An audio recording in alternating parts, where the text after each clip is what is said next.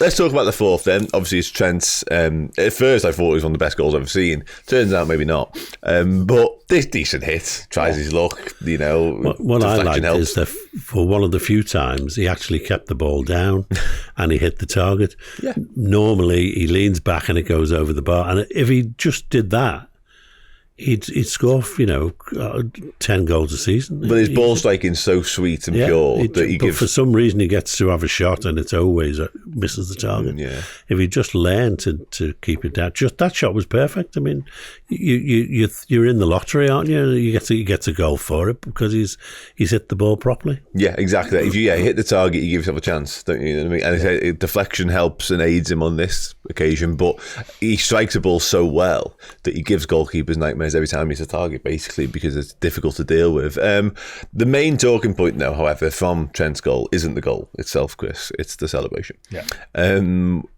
Let's just broadly open up this conversation. First off, what did you think? My reaction straight away was, oh, look what he's done. Because he knows what it will have meant. And I think there's a few interpretations that people will be having, but we all saw the headline from Marca in the week. Of course, they come up with lots of headlines throughout the year, don't they? And they are very much looking to support Real Madrid, push Real Madrid propaganda.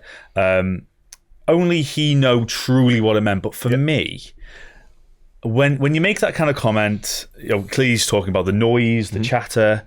I feel like does it feel like a he's staying moment? Does it feel like I'm here?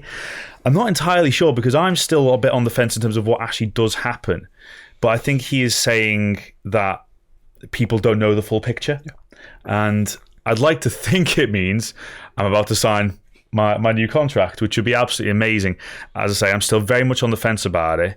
But it does show as well that he knows what's being talked about. Yeah, and you can flip that on the other side because on social media recently, there's been a lot of Liverpool fans kind of going the other way a little bit and basically almost saying, if he wants to, he's not welcome and all that kind of stuff. But only he knows. And until he does make his decision, it's just about supporting him. It really is just about supporting him because none of us know what's going on backstage with Trent Alexander-Arnold his contract negotiations. No, we do not. And that's the way he's wanted it, really. He's been at pains to stress. He doesn't want to play that in public. And maybe this is just a response to that because he's been playing that in public anyway because he was never going to avoid that. But the past 48 hours, because of the Marca headlines, because of the stories from AS as well, other Spanish outlets jumping on it, 1 foot in Madrid has kind of been the line that's been used. And the fact he's just a signature away from signing John. Did you read or interpret anything into it? No. I mean, I'm fed up telling people just because you don't think he's smiling enough doesn't mean he's leaving. It doesn't mean anything. You don't know anything from the look on his face. You can't tell anything by the gesture he made to the crowd. It could have meant anything. It could have meant stop talking about me. It could have meant don't listen to the chat. It could have meant if it was about him signing a new contract, he could have just gone. No, it's pointless speculating. I don't know whether he's staying or whether he's going. No. I'd like him to stay, but no one knows. I mean, and that's what he wanted, isn't it? He didn't want anyone talking about it, and everyone is talking about it. He's never going to avoid that, though. I thought yesterday was probably his best performance of the season. I thought he was really good. In terms of his passing, his all-round play, his defending as well, which Slot has insisted has always been good in his eyes, but he's getting better now. It was helped by the fact that their tactic to exploit our weakness on that side of the pitch just didn't work, did it? I'm not sure anything did work. Wan-Bissaka on the left, and it just didn't work. Mo Salah just had them tied up in knots, didn't they? And Liverpool were brilliant yesterday. We've already labelled that point. They were absolutely sensational, like scintillating, like I said at times. But I've not seen a side so sort of devoid and disjointed play against us this season yet. Honestly, they were just, and we play against Manchester United, by the way, and West Ham, I don't understand what they're doing. I don't get what they are. I mean, their best player was Kudus, no doubt about it, and yet he's a lazy oik. But he's just when Diaz picked the ball up for that first goal, Kudus just looked at him and left him. Yeah, but he's just a maverick, isn't he? He's got to have moments. Anyway, bring us back around to Trent quickly to wrap up.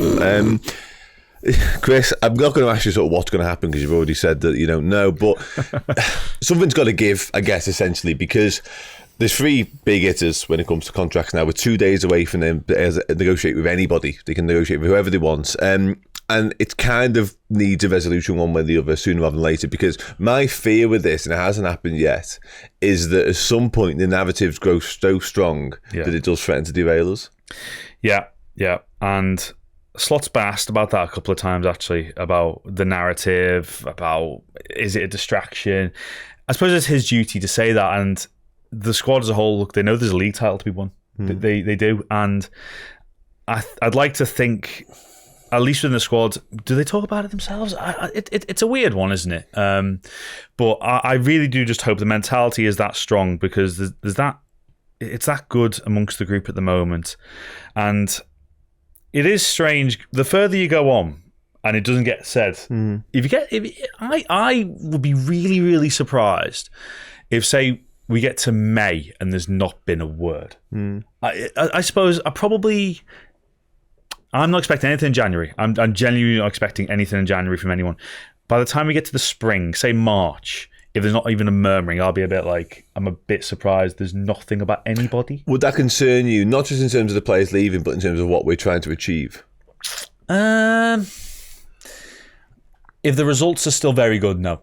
I think ultimately the results will define what happens, no matter how much chatter there is. Slot might even just say, look, can you please all just get off your phones here? I just find it really... My concern is if Trent does start talking to people in January, what that does for the rest of the season, at Anfield, what the crowd are like towards him, what it's like in terms of the dressing room and all the rest of it. The effect on the team could be, catastrophic. If we have that kind of problem. So, and I said it a month more than that ago, it's criminal that they've let it go this long. It is, yeah. The fact that we've got £100 million player and we're going to lose that money at the very worst. It just doesn't make any sense. Business sense, it doesn't make, what are they doing? No, I completely agree with you on that. And this is it's a wide topic. We could spend the next hour and a half talking about. I've got many views on how we've got to this situation, what the compromise and resolution could potentially be. Yeah, we could spend so long talking about it. I for what it's worth, I just sort of took Trent's celebration as almost, he will have been aware of the reports from Spain. He can't avoid them, ultimately. I think it was kind of dismissing that a little bit and saying that isn't true. Like, the reports suggesting that he's basically a Real Madrid player now just aren't the case at all. So a little bit of a positive for me on that, but we'll wait and see what happens next. Hopefully all's well that ends well, because I am fearful of it dragging on too late into the season, because all of a sudden, if a couple of results aren't what we want, what we hoped, plus the contract situation's not being resolved, it's got yourself a powder keg of a problem there. For what it's worth, Trent's the one I'm least confident in. Yeah. I'm the most confident in Van Dijk. I do think there will be a compromise reached with Salah. I genuinely couldn't tell you on Alexander-Arnold. Which is mad to me. I agree, but it's mad to me because rewind 6 months, I'd have had another priority the other way around completely. Yeah. Trent would have been my priority, which I know sounds a bit silly based on how good Van Dijk and Salah are. The lad's 20... Yeah. You know what I mean? That's 20, all these 26, 27, whatever he is. Like, he's a genius as well. That's not necessarily my order of priority. No, that's but in terms of confidence. That's my, in terms of confidence, like what I actually think. No, and I think you're probably right. Yeah, I think you're probably right.